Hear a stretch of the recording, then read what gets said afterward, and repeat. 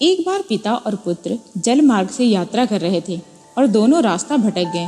वे दोनों एक जगह पहुंचे जहां दो टापू आसपास थे। पिता ने पुत्र से कहा, अब लगता है हम दोनों का अंतिम समय आ गया है। दूर दूर तक कोई सहारा नहीं दिख रहा है। अचानक उन्हें एक उपाय सूझा। पिता ने अपने पुत्र से कहा कि वैसे भी हमारा अंतिम समय नजदीक है, तो क्यों ना हम ईश्वर की प्रार्थना करें।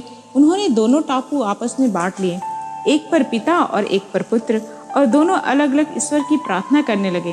पुत्र ने ईश्वर से कहा, हे भगवान, इस टापू पर पेड़ पौधे उग जाएं, जिसके फल फूल से हम अपनी भूख मिटा सके।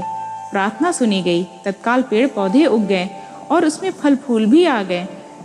उसने कहा, ये तो चमत्कार हो गया। फिर उसने प्रार्थना की, एक सुंदर स्त्री आ जाए जिससे हम यहाँ उसके साथ रहकर अपना परिवार बसाएं। तत्काल एक सुंदर स्त्री प्रकट हो गई। अब उसने सोचा कि मेरी हर प्रार्थना सुनी जा रही है, तो क्यों ना हम ईश्वर से यहाँ से बाहर निकलने का रास्ता मांगे।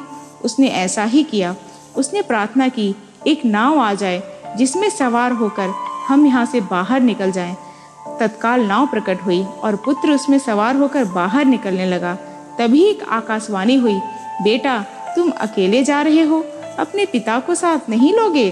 तो पुत्र ने कहा, उनको छोड़ो, वे इसी लायक हैं। प्रार्थना तो उन्होंने भी की, लेकिन आपने उनकी एक भी नहीं सुनी। शायद उनका मन पवित्र नहीं है, तो उन्हें इसका फल भोगने दीजिए ना। आकाशवाणी कहती है, बेटा, क्या तुम्हें पता है कि तुम्हारे पिता ने क्या प्रार्थना की।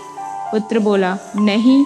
तो सुनो, तुम्हारे पिता ने एक ही प्रार्थना की, हे भगवान, मेरा बेटा आपसे जो मांगे उसे दे देना।